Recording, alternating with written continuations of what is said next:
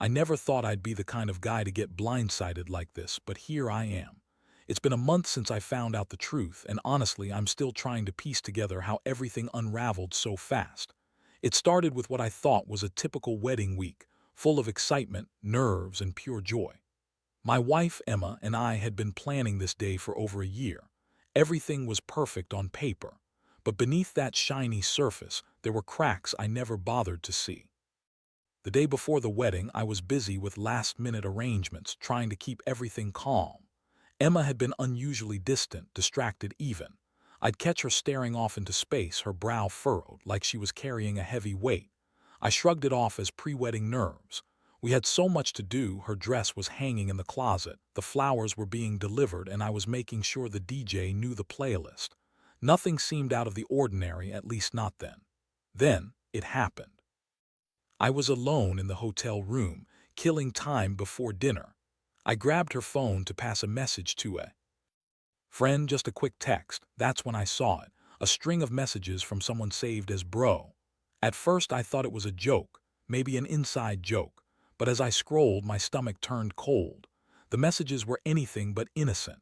They weren't just flirty or teasing, they were intimate, loaded with promises and secret plans. I saw her laughing at something he said, her words dripping with affection.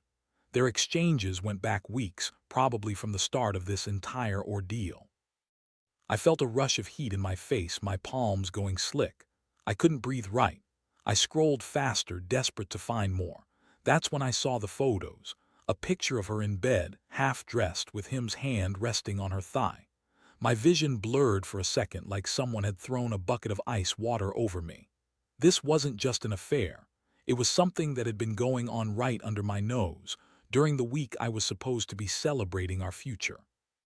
I closed her phone with a snap, my fingers trembling so hard I thought I might drop it.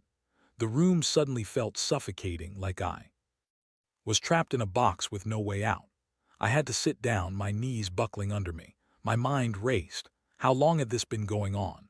Was it just during the wedding week or something more? The worst part, she was so slick about hiding it. No signs, no late nights, just secret messages, stolen moments, and a betrayal that cut so deep I could feel my chest tighten. I wanted to scream, but all I could do was sit there, clutching her phone like it was the only piece of evidence left.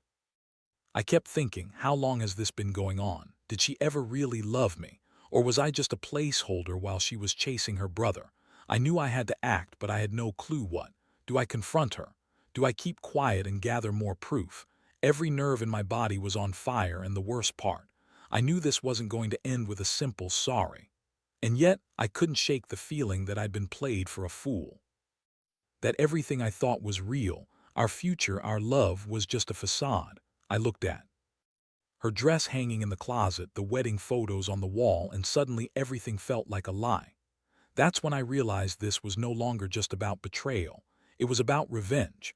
I had to make her see what she'd lost, what she'd thrown away for a moment of selfish stupidity. I knew I'd need a plan, a way to make her regret what she did without throwing everything into chaos. But I couldn't let this slide. Not this time. Not after I'd seen those messages, that proof of how low she'd gone. So I sat there for a long while, staring at her phone, feeling my heart pounding in my chest, knowing that the next step would change everything. I just didn't know if I was ready for what came next. I stayed there in the hotel room, my mind racing, trying to breathe through the shock. The images of her in bed with my brother burned into my eyes. I kept replaying that moment, her laughter, those stolen texts, the way she'd looked at him like he was the only thing that mattered. It was like the ground beneath me had crumbled, leaving nothing solid to hold onto. I clenched my fists so hard my knuckles turned white. I felt a mix of rage and betrayal, a fire that refused to go out. I knew I had to do something. Sitting there like I was in a daze wouldn't help. I had to act fast, but I also had to be smart. Blowing up now wouldn't fix anything, not yet. I needed to gather more evidence, plan my move carefully. If I let her know I'd seen everything, she'd just cover her tracks and I'd be left with nothing but broken trust and a shattered marriage. I pulled out my phone, but I didn't want her to know I was looking. Instead, I opened a new message and started typing. I told myself I'd gather proof so I could confront her with everything, no regrets, no second guessing. I decided I'd need to dig into her phone, her social media, her emails. I wanted everything, every secret she'd kept. I knew her passwords. We'd shared a lot, but I'd never guessed she'd keep something like this hidden. The first step was to make it look innocent. I pretended to be normal during the wedding festivities. But inside, I was planning my attack. I kept a close eye on her, the way she touched her phone more than usual, the hurried glances when she thought I wasn't looking. I noticed her being more distant, more guarded. That wasn't a coincidence. I'd already seen her secret. Now I needed to confirm just how deep this rabbit hole went. Later that night, after everyone had gone to bed, I slipped out of the hotel room, phone in hand. I had to be careful. I didn't want her suspecting anything. My mind raced, trying to come up with a plan for how I'd confront her, or whether I'd confront her at all. Part of me wanted to rip the whole thing open right then and there, but I knew better. I had to be patient. As I crept into the bathroom, I turned on the dim light, trying to see if I could access her phone remotely. I knew her password, she'd told me once, joking about how I'd never need to worry. I entered it quickly, my stomach twisting with anticipation and dread. Her phone unlocked like a treasure chest, revealing a world I'd never known existed. I started sifting through her messages, her photos, her emails. Everything confirmed what I'd seen on the hotel room's small screen. Over the next hour, I uncovered more. Hidden chats with her brother, secret photos, even plans to meet up after the wedding. Every new piece of evidence made my blood boil hotter. I felt my jaw tighten, my fists clenched so hard I almost punched the wall. I had to keep calm. I remembered her saying, "You trust me, right?" That's what made this worse. Her betrayal was so calculated, so sneaky. She convinced me she was all in, and meanwhile she was sneaking around behind my back. It was like I was living with a stranger. I looked at her messages again, reading her words. "Can't wait to see you tonight. I miss you so much, and worst of all, I love you." I sat there in the dark, staring at her words, feeling the weight of the betrayal crush my chest. I knew I had enough to take action. I could confront her now, but I decided to wait. I had to think it through. This wasn't just about catching her. It was about striking back in a way she'd understand. I wanted her to realize she'd thrown everything away, that I knew her secrets now. Morning came too fast, and I knew I couldn't keep this hidden forever. But I hadn't slept. My mind kept replaying that moment in the hotel room, and I knew I had to come up with a plan to make her regret every single lie, every stolen moment. I had her secrets now, and I was ready to use them. The next morning, I woke up feeling like I'd been run over by a truck. My stomach was a knot, my hands still trembling from the night before. I'd stayed up most of the night going over everything I'd found, trying to decide my next move. I knew I couldn't just sit on this information forever. If I wanted to make her feel the weight of what she'd done, I'd have to act deliberately, carefully. I got out of bed slowly, the room still dim and quiet. Emma was still sleeping, her chest rising and falling softly. I couldn't look at her without feeling a storm inside. She'd betrayed me, and I'd never. Felt so hollow. I needed to confront her, but I needed to be smart about it. I went to the bathroom, splashed cold water on my face, and looked at myself in the mirror. My eyes were red, tired but burning with a new kind of resolve. I thought about how I'd approach her, what I'd say, what I'd do. I knew I couldn't just blurt it out. That would only make things worse. No, I wanted her to see that I knew everything, that I was in control. I started planning my revenge. First, I would confront her, but not in anger. I'd show her I'd uncovered everything and I had proof. Then I'd give her an ultimatum. She either came clean about everything, or I'd leak the truth to her family and everyone else we knew. I knew her weaknesses, her family, her reputation. That's what I'd use. I also decided I'd need more evidence. I'd get copies of her messages, her photos, everything. I wanted to make sure she understood I wasn't bluffing. I'd record our conversation, so I'd have something concrete to show if she tried to deny it later.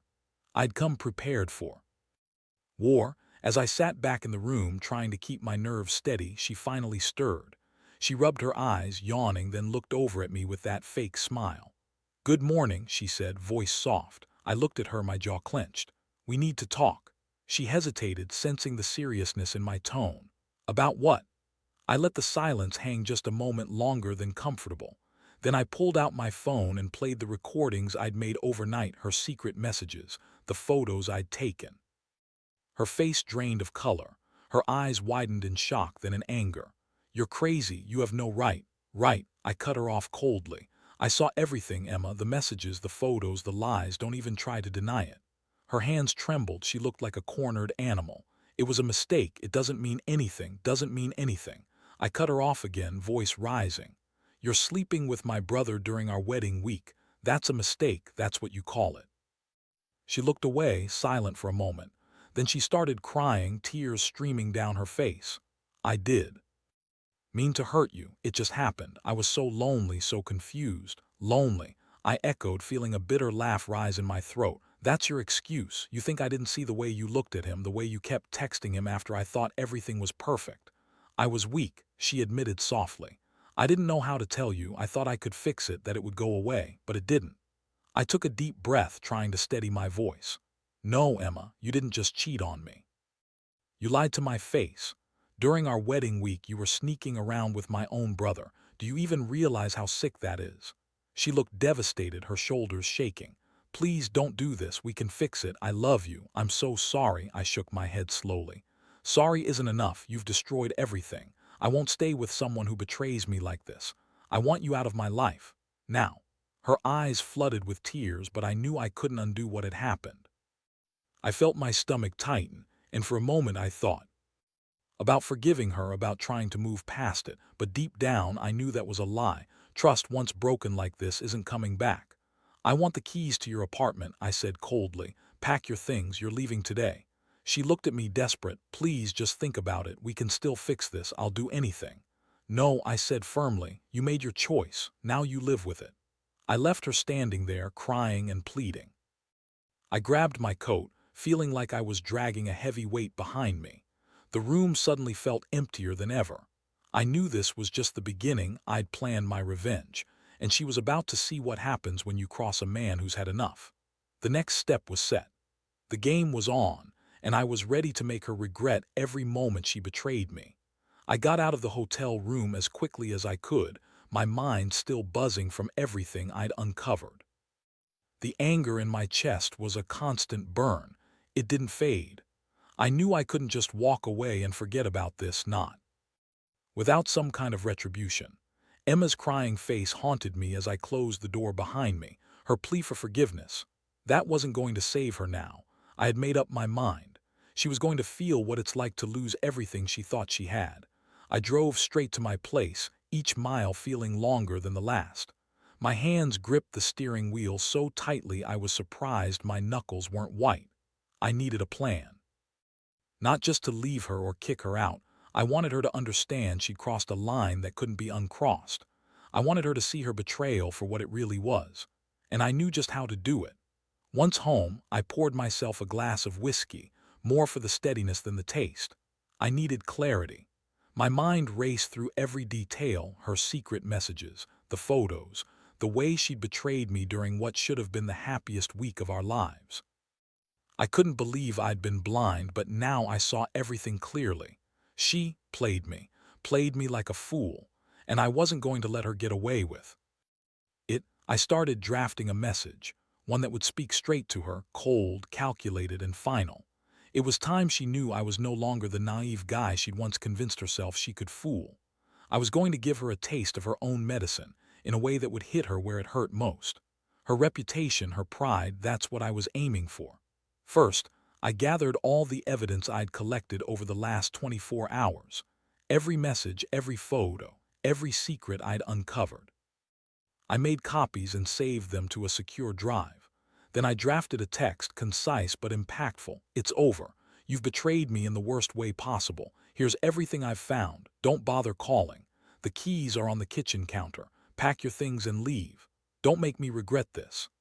I added a screenshot of the most damning photo, her in bed with her brother's hand resting on her thigh. I knew she'd understand how serious I was. While I waited for her to respond or pack her stuff, I made another move. I contacted my lawyer, just a quick call to get my ducks in a row so I knew what my rights were once I decided to end the marriage officially. I wasn't planning to drag this out. No, I wanted her to see I was serious about cutting her loose for good. I didn't want her to think she could manipulate her way back into my life afterward. Then I sat there staring at my phone, feeling the weight of my decision settle. A part of me still hesitated, questioning if I was doing the right thing. But deep down I knew trust was gone. Respect was shattered. She'd thrown everything away for a moment of selfishness, and I wasn't going to be her backup plan anymore. Suddenly, my phone buzzed. It was her. I hesitated a second, then opened the message. Her words came quick and desperate. "Please, let's talk. I can explain everything. I love you, and I swear I'll fix this. Just give me a chance." I didn't bother to reply. Instead, I walked to the front door, took a deep breath, and grabbed the set of keys sitting on the kitchen counter. I dropped them into an envelope, sealed it, and wrote her name on it. That was the final nail in the coffin. I knew she'd be furious, but the truth was I didn't care anymore. She made her choice, and now she was going to live with the consequences. I turned away from the door and headed to the front yard where I sat on the porch, watching the sunrise. It felt like the first breath of fresh air I'd had in weeks. I realized I'd never felt this clear-headed before. Sure, it hurt more than I can put into words, but there was a strange sense of liberation. I was finally taking control. I was ending this chapter on my terms. As I looked out at the horizon, I knew I'd be better off without her. And I was ready to move on, no matter how much it hurt now. I was done waiting, done being betrayed. I'd made my move, and now it was her turn to face what she'd done. The game was over, and I was walking away with my dignity intact. A few hours later, I saw her car pull up to the driveway. My stomach clenched, but I kept my face calm. I knew she'd come back, probably furious, maybe begging or crying, but I wasn't interested in her pleas. Today was the day I finally drew the line. I stood in the doorway as she hurried out of the car, her face plastered with panic and desperation. She stormed up the steps, voice trembling. "Open the door, please, I need to talk to you." I crossed my arms, blocking the entrance. "There's nothing left to say, Emma." She pushed past me, trying to get inside. "I didn't mean for it to happen. Please, just let me explain." "I already know enough," I interrupted, my voice cold. "You lied to me every day, sneaking around with my brother during what should have been the happiest week of my life. I saw everything, your messages, your photos. You betrayed me in ways I never thought possible." She sank onto the porch steps, tears streaming down her face. "I was stupid. I was weak. Please, I love you. I swear it was a mistake. Just give me one more chance." I took a step closer, voice rising. "A mistake? You stole my trust, Emma. You lied, you cheated, and you hurt me in ways I can't even explain. I've never felt so betrayed. You're not the woman I thought I knew." She looked up at me, pleading with wide, tear-streaked eyes. "I'll do anything to fix this, I swear. I'll go to counseling, anything. Just don't throw away what we had." I felt my jaw tighten, anger bubbling up. "What we had? You threw that away during your secret meetings with my brother. You think a few apologies can fix that? Sorry isn't enough. You're out of my life." Her voice cracked. "Please, please don't do this. I love you. I need you." I shook my head slowly, feeling a cold emptiness inside. "Love isn't enough when it's built on lies and betrayal. I want you gone. Today, I'm not doing this anymore." She looked devastated, but I couldn't let her guilt or tears sway me. I was done. I reached into my pocket, pulling out the envelope with her keys. Her eyes widened as I held it out. "These are your keys. Take your things and leave," I said, voice steady. "I don't want to see you again. You made your choice, and now you're going to live with it." She hesitated, then took the envelope, clutching it tightly. "I'll fix this," she whispered desperately. "Just give me a little time." "No," I said firmly. "You had your chance. It's over."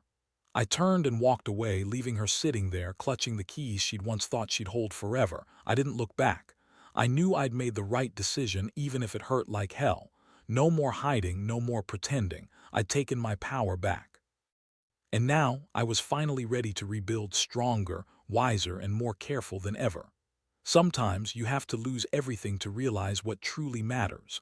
Weeks passed, and the silence was almost deafening. At first, the emptiness felt unbearable, like I was walking around with a hole in my chest. Every time I saw her face in my mind, I felt that familiar surge of rage and betrayal, but I also knew I had done the right thing. I'd cut her loose, severed the ties, and reclaimed my life from the chaos she'd brought with her. Still, The aftermath was a strange mix of relief and heartbreak. I hadn't wanted it to end like this, but I also knew I couldn't keep pretending everything was okay. I threw myself into work, into fixing my broken heart. I started going to therapy just to make sense of everything. How I'd been so blind, how I'd let someone I loved betray me so deeply. It wasn't easy. Some nights I'd sit awake, feeling that sting of loss, replaying every moment I'd trusted her, every sign I'd ignored. But with time, that pain dulls. I learned to breathe again, to rebuild my confidence, to remind myself that I deserved better than being lied to and used. One afternoon, I was at a coffee shop, trying to focus on some work when I noticed a woman walk in. She had kind eyes, a genuine smile. She sat across from me and we started talking. That day, I realized I was slowly opening my heart again, not because I'd forgotten what happened, but because I refused to let it define me. I wanted genuine connection, something real, something honest. And I knew I'd get there one step at a time. Looking back, I see how much I've grown. The betrayal hurt, but it also showed me what I truly value: trust, honesty, and respect. I learned to listen to my instincts, to not brush off red flags. Most importantly, I learned that revenge isn't about hurting others for the sake of it. It's about reclaiming your power and making sure you never get played that way again. To anyone reading this who might be going through something similar, here's what I'd say. Don't let betrayal define you. Take the time to heal, to get clarity. Cut out what's toxic and don't be afraid to start over. Sometimes the best revenge is simply walking away with your head held high, knowing you won't tolerate betrayal anymore. Emma's keys are long gone and her shadow no longer haunts me. I've learned that life has a way of pushing you to your limits, only to show you that you're stronger than you think. Trust is fragile, but it's also worth fighting for. And if someone betrays you, the best thing you can do is walk away and rebuild, knowing that nobody has the right to make you feel small. So here I am, free, ready for whatever comes next, and honestly, it feels pretty damn good.